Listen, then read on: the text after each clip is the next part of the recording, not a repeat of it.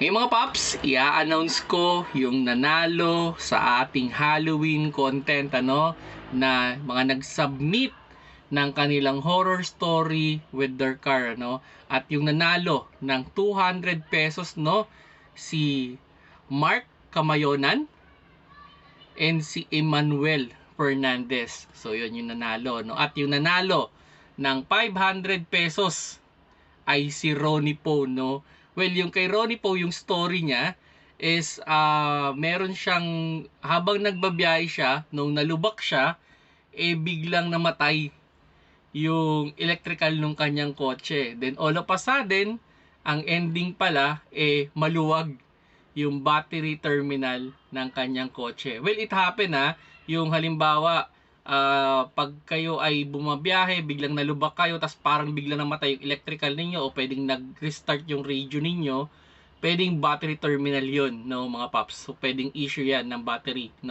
So, kung sakali makaka-experience kayo nung scenario na halimbawa, nagda-drive kayo, biglang nalubak, or parang biglang nag-shake yung sasakyan ninyo, tas parang namatay yung ilaw ninyo, o nag-blink yung ilaw ninyo, or yung radio ninyo biglang nag-restart, posible yun. So yun yung kwento ni Ronnie Po although parang comedy yung story niya. Then yun, yung nanalo ng 1,000 pesos ito si Pandamay 123. Yun yung nickname niya dito sa TikTok nanggaling And ang pinakakwento niya is sila ay nagda-drive ng gabi, okay?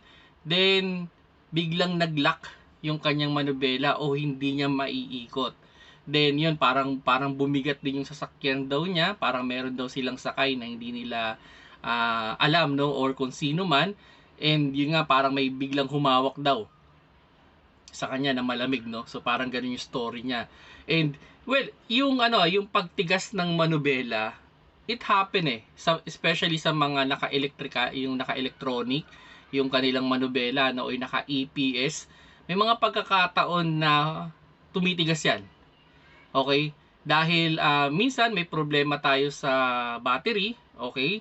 Kumbaga hindi enough yung nasusupply, or may mga pagkakataon naman na yung ating EPS is nagloloko or nag-overheat. So yun mga paps yun yung posibleng problema kung bakit humihigpit minsan yung manubela. Pero may mga pagkakataon din dahil merong mechanical issue kaya yan humihigpit. Like way back then nagda-drive ako, hindi naman siya totally naglaki pero parang bumigat ng konti. Yun pala, yung CV joints ko pasira na.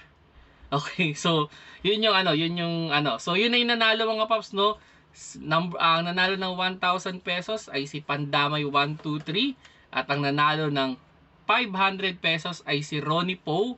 At yung nanalo ng 200 pesos ay si Emmanuel Fernandez at si Mark Kamayonan. PPM ko kayo mga paps para ma-send nyo sa akin yung GCash number ninyo at i-GCash ko yung inyong premyo. Salamat sa panonood at salamat sa mga sumali dito sa ating pa-contest. Sa susunod, magpapa-contest tayo ulit at sana mas maraming mag-participate pa dun sa ating mga contest. Salamat sa panonood. Keep safe mga paps.